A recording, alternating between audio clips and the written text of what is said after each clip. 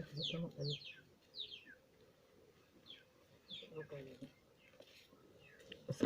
to some indices question.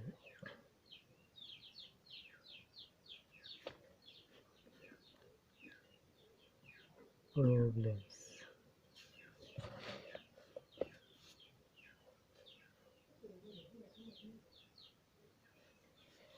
Na farko gani ina da number 1 shine ina da 10 power 5 times 10 power 4.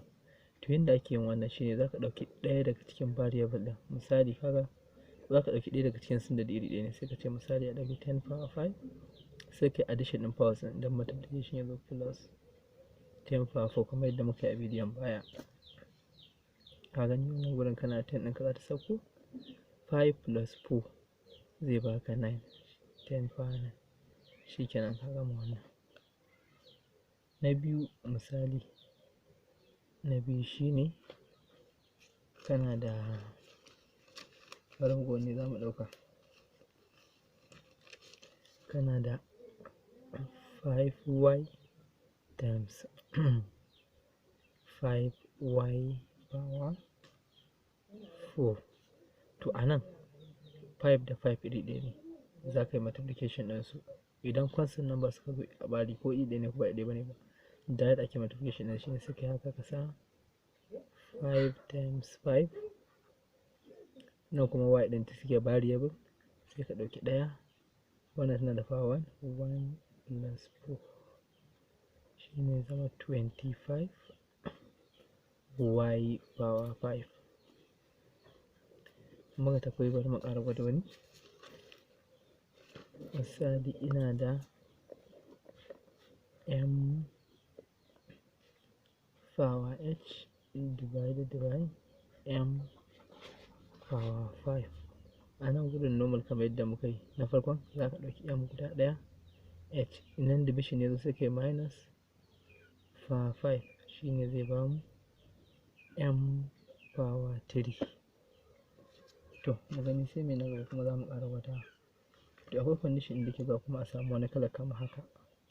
Bari mu ɗauki wani ɗan ko aka ce misali kana da 9 times 10 power 9 all over 3 times 10 power 3. To irin nan gudun wannan da suke constant nan iri daban-daban za ka fara raba su, za ka ce kana 9 over 3 times 10 power 9 over 10 power 3 sai ka danna 9 over 3 nawa ya baka 3 times sai a ɗau 10 guda ɗaya da wannan division ne a tsakaninsu yana da power 9 minus 3 shine zai baka na da 3 times 10 power 9 minus 3 shine 6.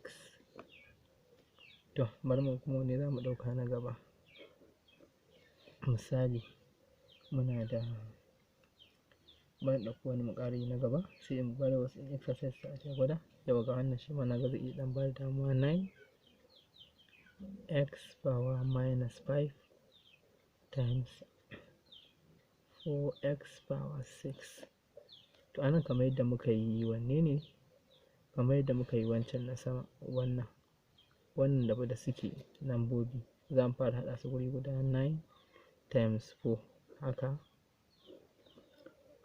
sai mu zo mu ɗauko wannan x ɗin da iri ɗaya ne sai mu ɗau ɗaya, wannan power minus 5 tana nan a minus ɗinta, wannan abin ya zo plus sai ke zama plus wannan power wannan 6.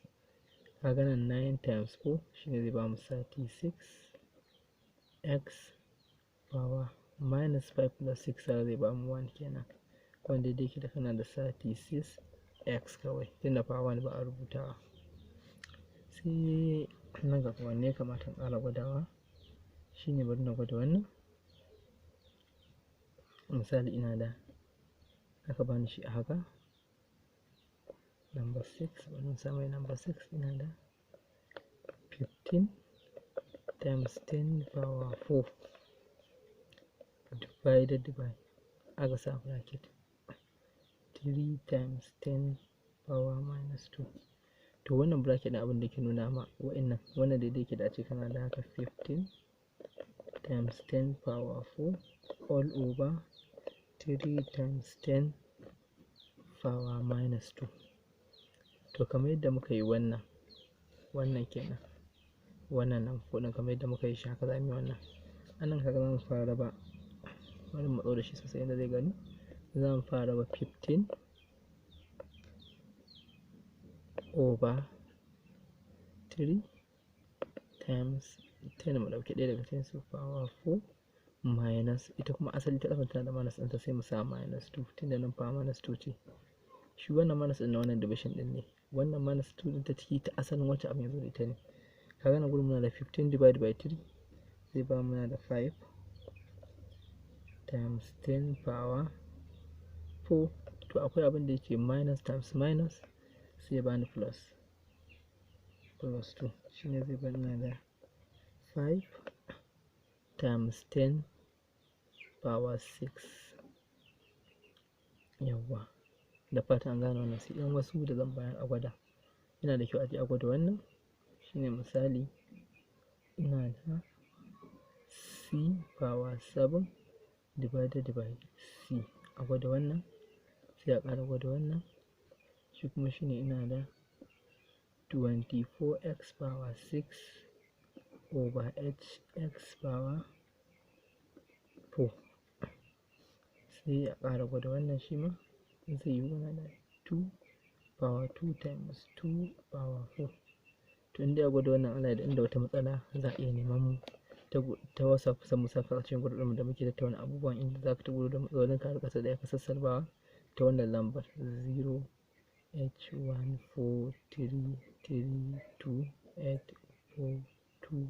to ta wannan lambar ne za ka same mu ta WhatsApp ko wani ƙarin bayani ko wani gyara. Mun gode. Abdul Wahab.